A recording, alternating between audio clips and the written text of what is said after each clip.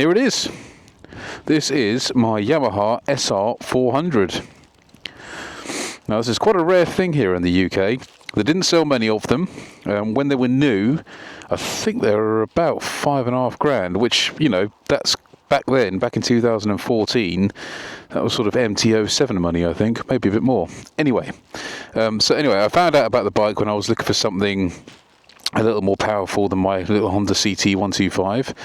I was looking at the Royal Enfield 350s. I love them, I love the look of them, but they're quite a bit heavier than this, and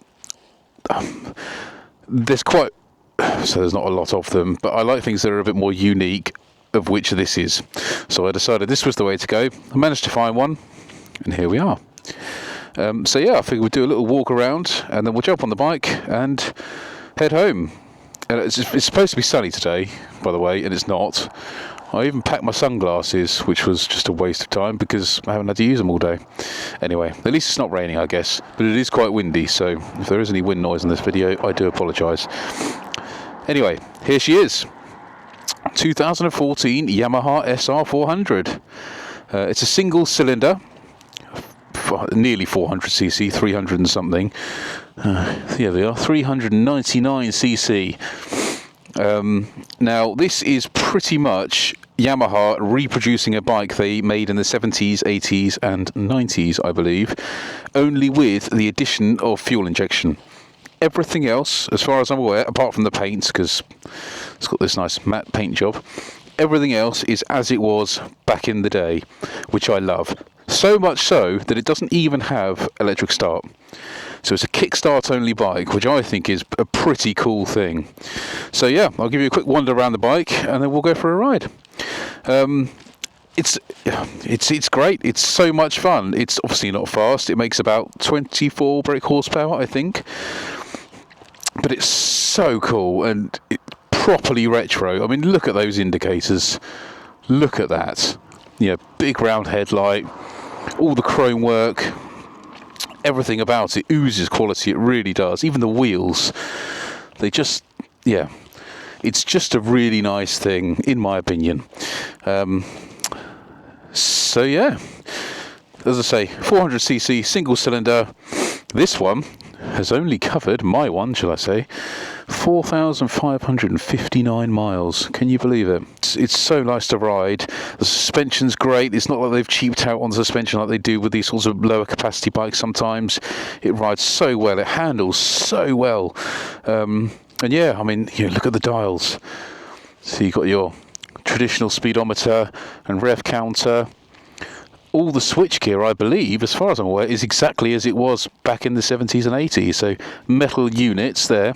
The switches are plastic, but the body of the switchgear is a metal. Yeah, anyway, as you could tell, I really like it. So, without further ado, let's go for a ride.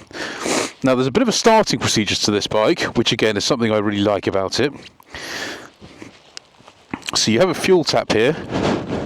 So you've got your fuel tap off or on. I've just pulled over, so it's on. So there's that. Now, in order to start this bike, it's a bit of a process you have to go through. So let's do this together, shall we? Ignition on, obviously.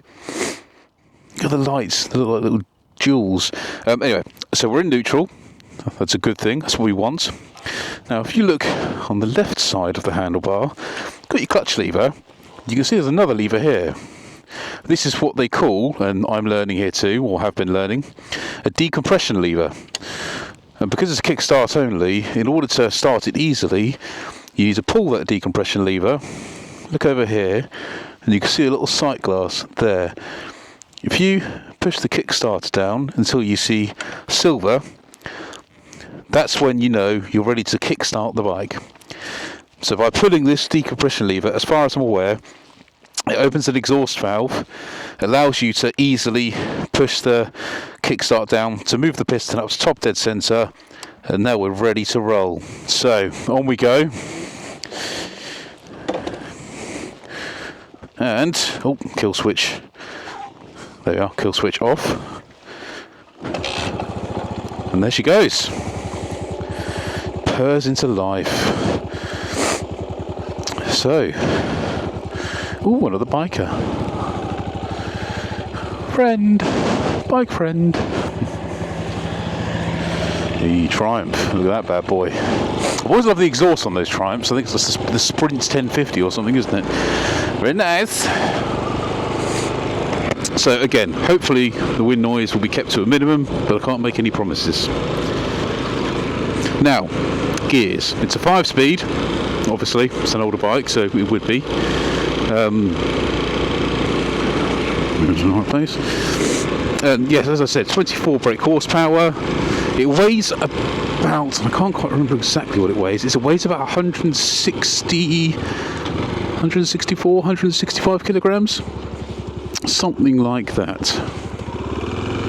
So it's not a fast bike, but it's not slow either. But it's not really made to be revved out as such. It does pull pretty well up to the red line of 7,000, but the sort of riding I like to do, and that I feel this bike is more suited for, is just cruising around the countryside, you know. But we'll give it a bit more welly in a bit so I can demonstrate the power.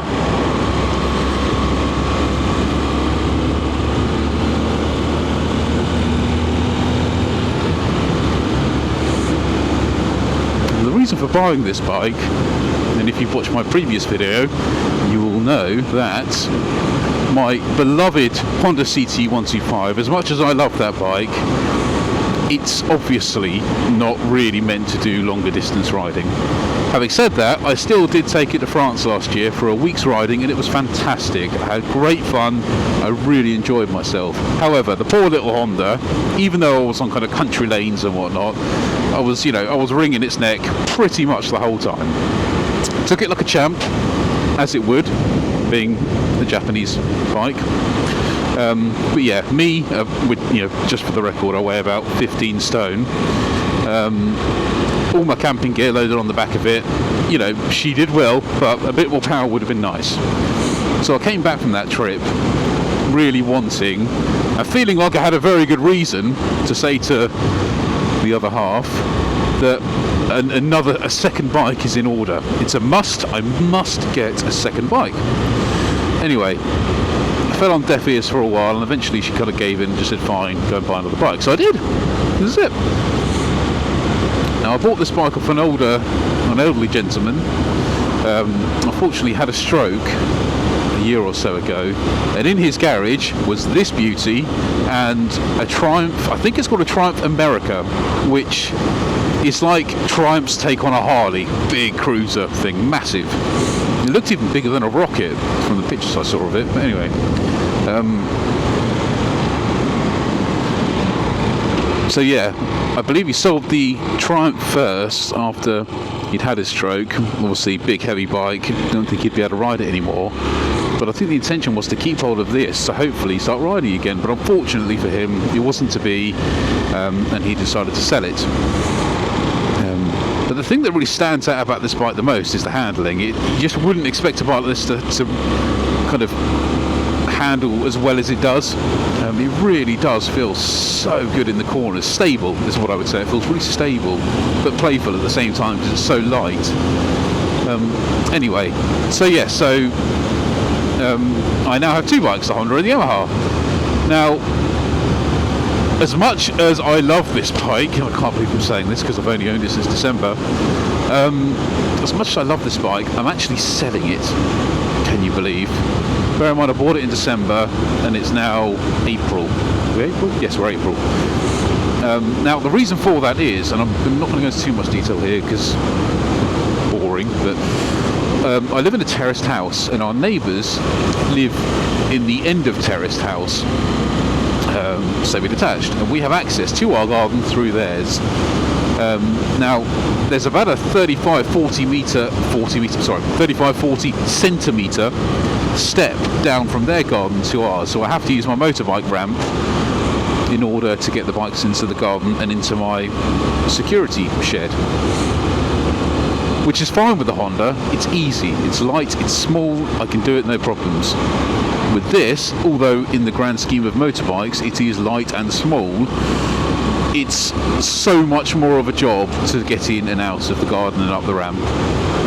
to the point where those quick Sunday morning rides to the coffee shop or whatever aren't happening because I just can't be bothered to get the bike out, get the ramp up, really try and squeeze it through the gap. It's just, anyway, it's a shame.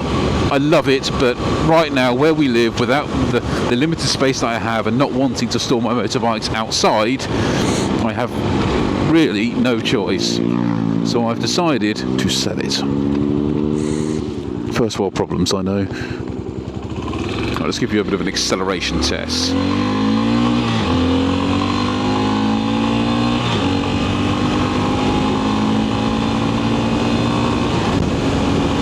So, you know, she goes pretty well. Plenty good for me. Plenty fast enough for me. So yeah, anyway, I'm now selling the Yamaha, which is a real shame. Coming back to when I bought it, the bike had sat for a year or two in this chap's garage. Obviously he'd not been well, so the bike didn't have an MOT on it. It could do with a new set of tyres. The original tyres on it were in immaculate condition, but they were old and started to dry up. So, okay, so that's not immaculate condition, is it? But they had loads of tread on them, that's what I'm trying to say. But they were old and a bit hard, so I decided, when the bike was delivered, take it to have an MOT and some Bridgestone BT46s fitted, which are fantastic tyres, by the way, and they look good too. The tread pattern's really cool, kind of retro. It suits retro bikes, I would say. Anyway, so did that, had it MOT'd, passed with flying colours, brought it back home, ordered filters, oil, etc., from Fowler's to service it. Easiest bike I've ever worked on in my life, even easier than the Honda. You don't have to take anything off, everything is so accessible.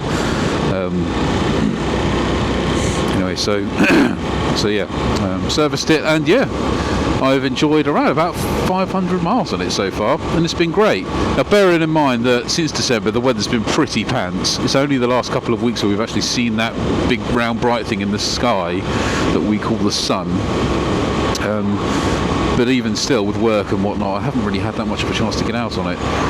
So yeah, I figured I'd take the Yamaha out, go for a spin, and you know, as I say, it's up for sale. Maybe sold by the time you even see this video. So I just wanted to go for a run on it and do a video as I had promised in my previous video.